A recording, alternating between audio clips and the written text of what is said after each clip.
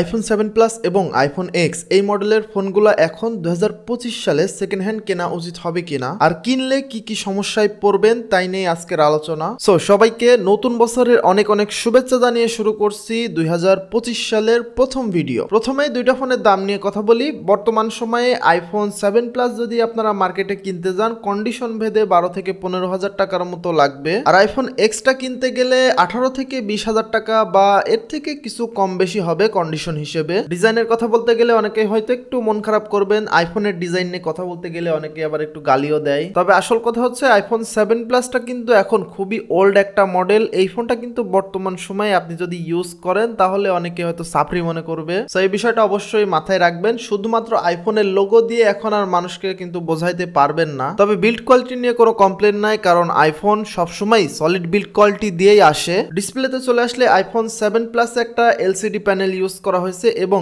এটার উপরে এবং নিচে বড় বড় চিন এবং বেজেল দেয়া আছে। সো এই জিনিসটা কিন্তু এই 2025 সালে এসে খুবই বিরক্তিকর, কারণ এখন 8 থেকে 10,000 টাকার বাজেট রেঞ্জে যে অ্যান্ড্রয়েড ফোনগুলো পাওয়া যায় ওইগুলাতেও কিন্তু এত চিন বেজেল পাওয়া যায় না। সো যারা আইফোন এসি বা 8 এর আগের যে মডেলগুলো আছে ওইগুলা কিনবেন, কেনার পরে হয়তো কিছু কিছু মানুষ পস্তাবেন শুধুমাত্র এই বিষয়টার কারণে, কারণ এই মডেলগুলা কিন্তু খুবই পুরাতন। তখনকার হিসাবে ঠিক ছিল, এখন কিন্তু এটা কোনোভাবেই যায় না। আর আইফোন এক্স এর যে ডিসপ্লেটা ইউজ করা হয়েছে এটা হলো একটা ওলেড প্যানেল, তারপরও এটার উপরের দিকে কিন্তু বড় সাইজের একটা নচ আছে। এই জিনিসটা এখন বর্তমান সময় কিন্তু একটু বিরক্তিকর মনে হবে। সো আইফোনের যে পুরান মডেলগুলো আছে এগুলা কেনার আগে একটু ভালোভাবে চিন্তা ভাবনা করে তারপর ডিসিশন নেবেন, তা না হলে কিন্তু কেনার পরে অবশ্যই পস্তানো লাগবে। ক্যামেরাতে চলে আসলে আসলে তেমন কোনো কমপ্লেন করার মতো জায়গা নাই। আইফোন 7 প্লাস এর পেছন দিকে 12 মেগাপিক্সেল করে দুইটা সেন্সর ইউজ করা হয়েছে এবং বাজেট হিসাব করলে এইটা যে রেজাল্টটা দিবে এটা মোটামুটি ঠিকঠাকই বলা যায়। আইফোন এক্স এও পেছন দিকে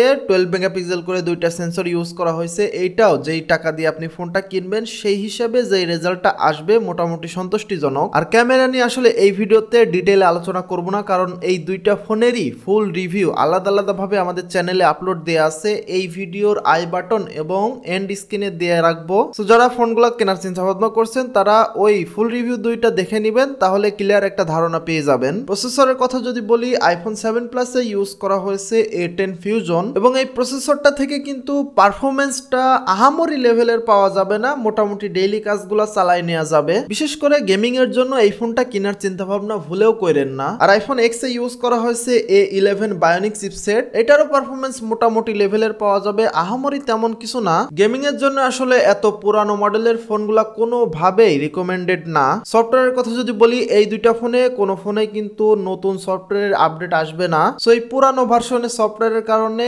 ভবিষ্যতে লেটেস্ট ভার্সনের যে অ্যাপস গুলা আসবে সেই অ্যাপস গুলার সাপোর্ট ধীরে ধীরে হারায় যাবে। এই বিষয়গুলো অবশ্যই মাথায় রাখেন। এখন ফাইনালি এই ফোনগুলা সব থেকে বড় সমস্যা যেটা হয় এটার ব্যাটারি হিসেবে আইফোন 7 প্লাস এ ইউজ করা হয়েছে 2900 mAh এর ব্যাটারি এবং মার্কেটে বা আপনার বন্ধু বান্ধব যার কাছে এই ফোনগুলা দেখবেন সেটার ম্যাক্সিমাম 99% ফোনেই ব্যাটারি চেঞ্জ করা হবে। আর ব্যাটারি পারফরমেন্স গুলো খুবই বাজে পাওয়া যাবে। গেমিং এর কথা তো চিন্তা করাই যায় না, নরমাল ইউজ করলেও দিনে হয়তো 2বার চার্জ করা লাগবে। আর আইফোন এক্স এ তো আরো ছোট সাইজের ব্যাটারি ইউজ করা হয়েছে, এখানে 2716 mAh এর ব্যাটারি দেওয়া হয়েছে। সো এটা থেকেও খুব ভালো মানের ব্যাটারি ব্যাকআপ পাওয়া যাবে না। এই সময় এসেও এত পুরানো মডেলের আইফোনগুলো যদি আপনি কিনেন তাহলে আলাদা একটা পাওয়ার ব্যাংক সাথে নিয়ে ঘুরতে হবে সব সময়ই। এই জন্য ফাইনালি আমার মতামতটা যদি বলি, তাহলে আপনার বাজেট যদি কম হয়েই থাকে, আপনি অল্প টাকার মধ্যেই ফোন কিনতে চান, তাহলে অ্যান্ড্রয়েডে চলে যান। বর্তমানে 15 থেকে 20,000 টাকা বাজেটে মোটামুটি ইউজ করার মতো ভালো